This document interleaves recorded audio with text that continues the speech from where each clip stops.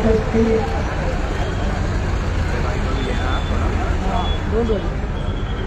ज्यांचं मार्गदर्शन आपल्याला ऐकलं ते माजी आमदार चव्हाण, शिवसेना जिल्हा प्रमुख माननीय भूषण पाटील, आमचे दुसरे शिवसेना जिल्हा प्रमुख बबनजी बारसे, उपजिल्हा प्रमुख विजय बदाटे, महानगर प्रमुख प्रकाशजी महाराज, तालुका प्रमुख बाबूराव मोरे, शहर वक्ता नागनाथ महादापुरे,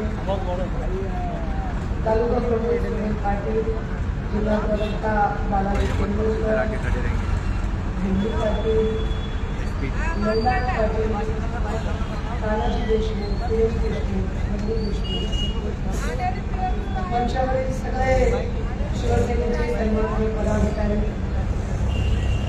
या महापालिका निवडणुकीच्या निमित्ताने उपस्थित या विभागाच्या उमेदवार सौ अपर्णाजी देशमुख, आमचे एखादही उमेदवार टेंशन नहीं काय विजय कल्याण, एक सेकंड ऐसा पकड़ो सर्व डिजिटल आणि प्रिंट माध्यमांचे प्रतिनिधी भावांनो आणि बहिणी या या या या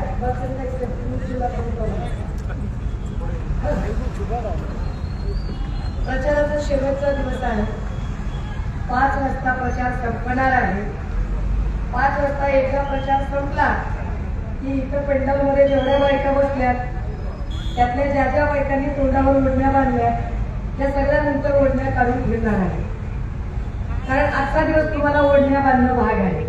पुन्हा अजून दुसऱ्या 2-3 सभा असल्या तर कसं करायचं, त्यामुळे तुम्ही ओढण्या बांधायला लागतात. बरोबर आहे का? तुम्हाला असं वाटेल की इतकं कुणी तोंडावर बोलतो का, पण बोललं पाहिजे.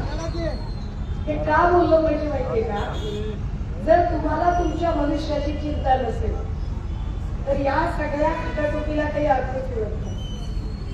ही जी सगळी खटाटोप चालली ना की दर 5 वर्षाला निवडणुका व्हाव्या, उमेदवार उभे करावे, उमेदवारांना चिन्ह द्यावे, त्या चिन्हांचा प्रचार व्हावा, ज्या ज्या पक्षाचं जे जे चिन्ह आहे त्यांनी आपला आपला निवडणुकीचा जाहीरनामा तुमच्या समोर ठेवावा, त्या जाहीरनाम्यातले कोणते मुद्दे महत्वाचे आहेत त्या मुद्द्यांचा तुम्ही विचार करावा.